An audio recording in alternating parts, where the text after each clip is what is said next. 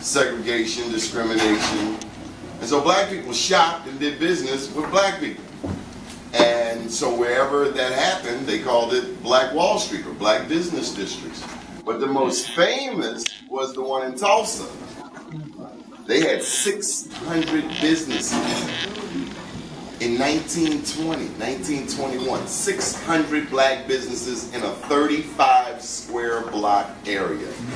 That is phenomenal. And I find it just imperative to share that because so often, especially in the realm of business, African Americans, there's so much negative imagery. Oh, black people don't support black people. Oh, this black business did me wrong. Well, all people do wrong. And thank God we got some kids in here so I won't cuss, but black, white, Latino, Asian, bad business people are in all flavors.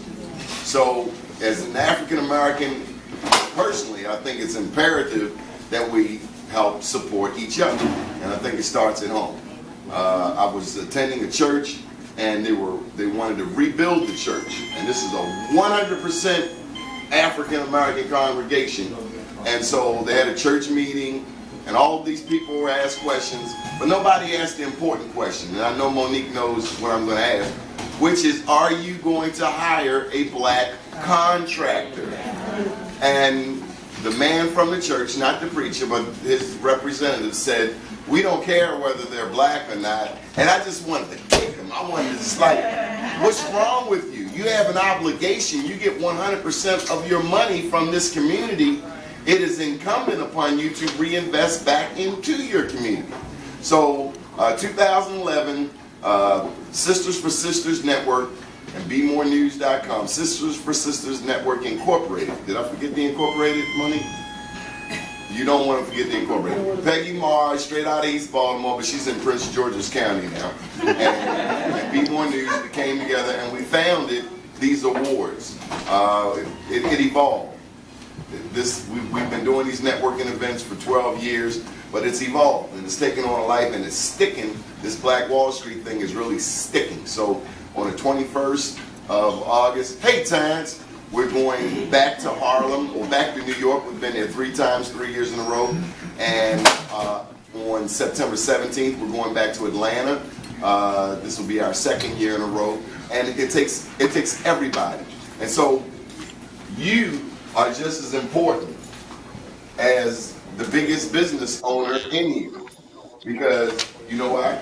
You have a business. But do you know why? Because you spend money. African Americans have how much? $1 trillion. $1 trillion in annual disposable income. It just makes sense to me. Wow. You know, a lot of people sit back and they wonder about, well, the government isn't doing this or the government isn't doing. You got $1 trillion, homie. $1 trillion. If we just targeted that money like they did at Black Wall Street in Tulsa, maybe we can create some summer jobs for all the young people, help his business, that business, and everybody else's business. And by the way, the definition of the Black Wall Street Award, we give them to white people, I just want y'all to know. For the record, let your guard down. Well, we celebrate black entrepreneurs and professionals as well as the people who support them regardless of race. When I first went to Africa back in 2006, the guy who took me, the first person he went to see, he was a black guy, the first person he took me to go see was his white friend named Max. And it taught me real clear, as unapologetically black and pro-black as I am, it takes everybody. There's some good people of all flavors. Because it took a whole bunch of people to mess us up. It's like when I went to Niagara. Anybody been to Niagara, Canada? Niagara, New York? Yeah. Did you see where Harriet Tubman was and that river, the Niagara River, where you cross over into freedom? Well, it was a bunch of white people to help black people escape. Right. On that note, let me just say this one last piece because it came up on the show today. And I'm glad he's not here because I hate to be embarrassed, or embarrass him actually. But he said, you know, we got stolen, black people, we got stolen from Africa. I shared that once with my dad, and again, we got the grand poobah of history in the house, Dr. Joanne Martin, and I'm not pointing any fingers, but when you talk about slavery, the first person, my dad told me, he said, the first person you need to be mad at, I'm just going to tell you what he said. He said, you need to be mad at them greedy African kings who sold your overhead.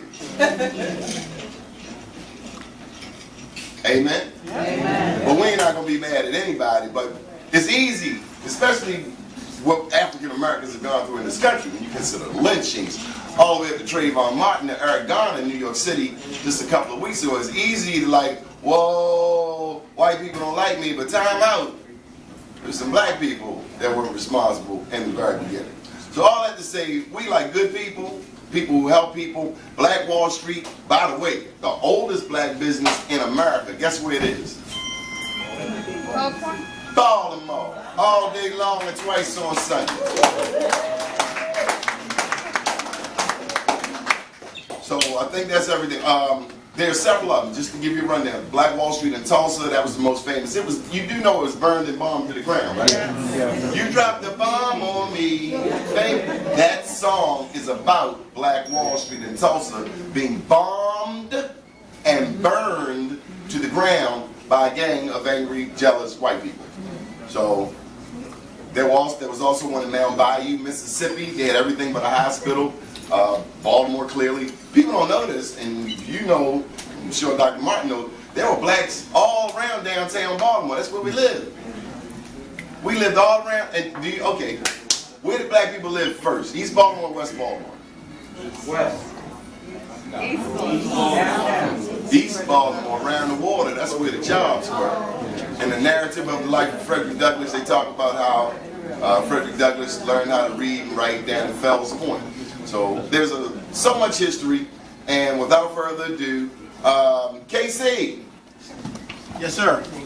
We'd like you to come on up and say a few words. First of all, did y'all like the hors d'oeuvres? Yeah.